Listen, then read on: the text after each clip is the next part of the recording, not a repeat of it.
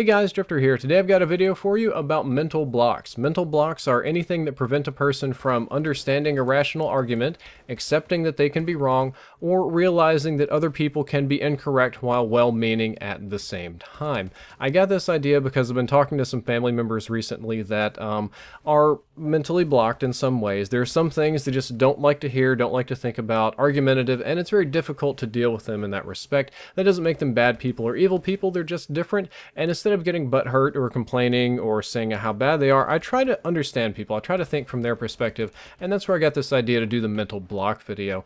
I will say one thing before we jump in. I strongly admire people who can understand others and be open-minded while still holding on to their own beliefs. A friend of mine I'm going to pick on here is a good example, Craig. He's probably going to watch this video at some time. Craig is what you would probably describe as a deeply religious man. He went through seminary school, he speaks Greek and reads some Aramaic and Hebrew and all these sort of ancient languages. He studies the Bible very much, raises his family in a very Christian household, while at the same time actually studies other religions and studies atheism a lot more than I expected because he's interested in other people and understanding them better, and because he's interested in checking others' beliefs against his own to see how they match up and to see who's wrong and what's right.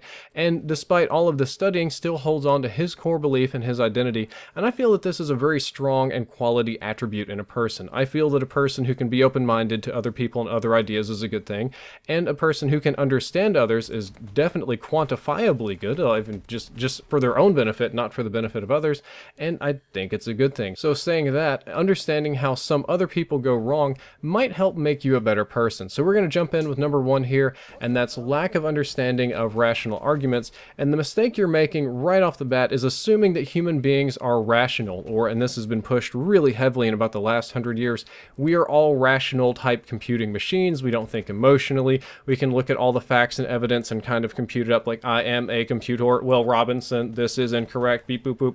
It doesn't work that way. We truly just do not think that way. We often have rules of thumb, heuristics, and we many times make decisions based on our core beliefs, and people identify with their core beliefs. In a way, you are nothing but a collection of your beliefs. Your actions are generated by things that you believe, be they true, false, environmental, what you've been exposed to, what you're used to, etc., but they're all different beliefs. And it can also get more complicated. You can define yourself by a belief in a religion, a belief in a group, a belief in a political party, a conglomeration of other opinions and ideas or ideals, which are slightly different. But you don't want to accept things that are different than you because it changes who you are. It forces you to change. It forces your ego to change. And your ego is a very difficult thing to deal with to begin with. It doesn't want to change. It's very feisty in that respect.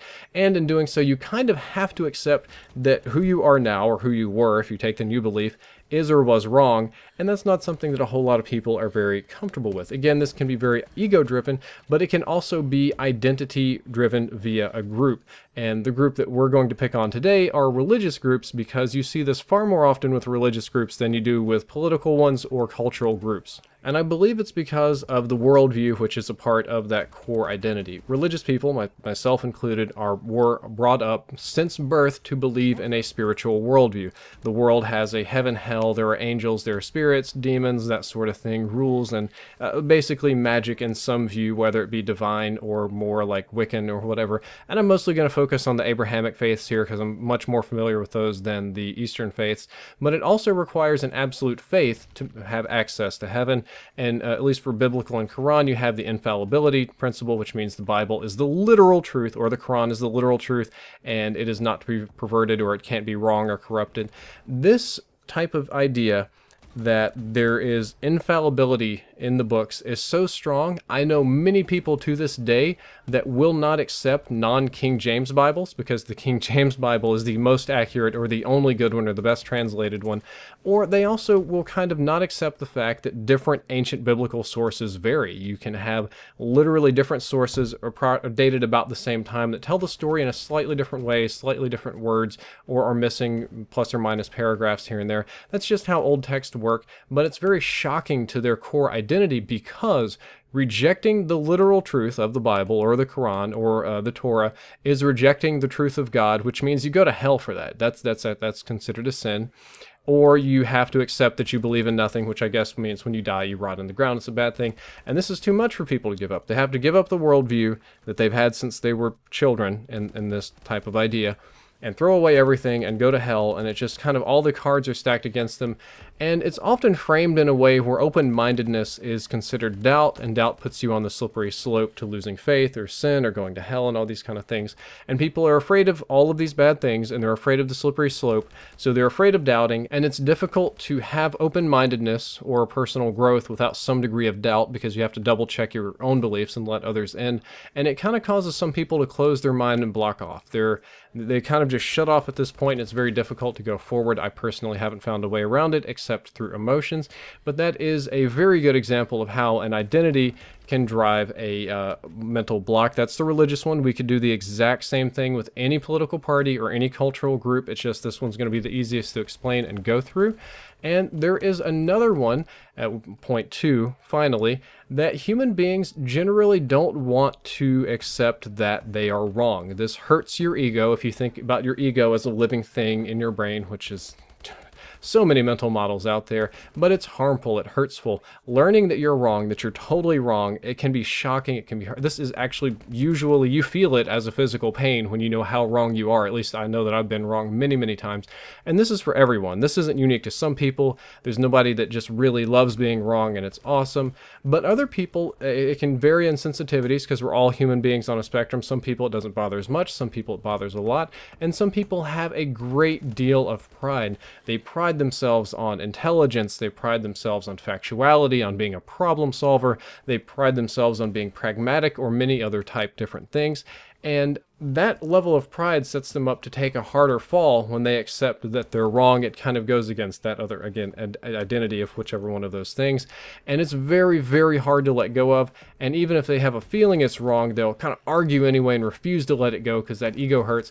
And this can even be the same thing like academically. Even in universities, you can have an issue of a professor doing research that will not admit their research is wrong because they're afraid of realizing that they wasted 2 years of work, or meaning that you're wrong means retracted papers, it means embarrassment, it means giving up the prestige that you had of being such a smart person and lording over somebody, or your grant money, and this kind of thing. So academics can get very, very, very bitter about being wrong and fight very, very hard over it, and that's just for personal reasons, not even considering funding reasons or anything like that.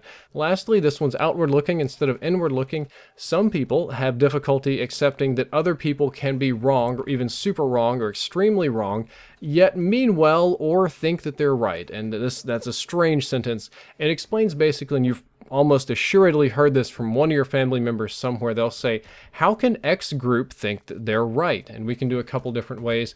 You can say for the exact same thing, either liberal or conservative from the US for that matter, you can say trickle down. Well, who even believes that trickle down works? They know they're just giving money to the rich people. And then from the other type of thing, from a conservative, you can be like, these taxes are too high. What are they trying to destroy businesses on purpose? I see no other way than to just accept the fact that they're evil and they're destroying businesses on purpose because it's too high. In religions, it's the same type of way. It's like, how can X group of people believe in Y set of beliefs when Z proof is so clear that they're wrong? It might not be clear to them for any of these other reasons, or they might simply just not agree. So even if these people are wrong, rarely do they think they are wrong in their head. In their head, they feel that they're right and their belief system is strong and sturdy. And when you start thinking that everybody's an idiot if they don't agree with you, or that everybody knows that you're right but they have too much pride to admit it, or pretty much anything other than just the fact that some people can be wrong and not know it, you will automatically, subconsciously begin to assign negative stereotypes with them. Like I said, you're arguing with an idiot, you're arguing with a zealot, you're arguing with a person that's too proud or too stubborn or too any of these kind of things, and it kind of gets personal and you'll start making straw man arguments against the people, instead of being earnest with them and being open and kind of talking through their problems or helping them out or just having a fun conversation. This is just a topic that's been on my head. I've been thinking about mental blocks a lot. Again, arguing with family members is not very fun, but I hope you guys enjoyed the video. I hope you learned something useful, and if you did, don't forget to like, favorite, and subscribe. Drifter out.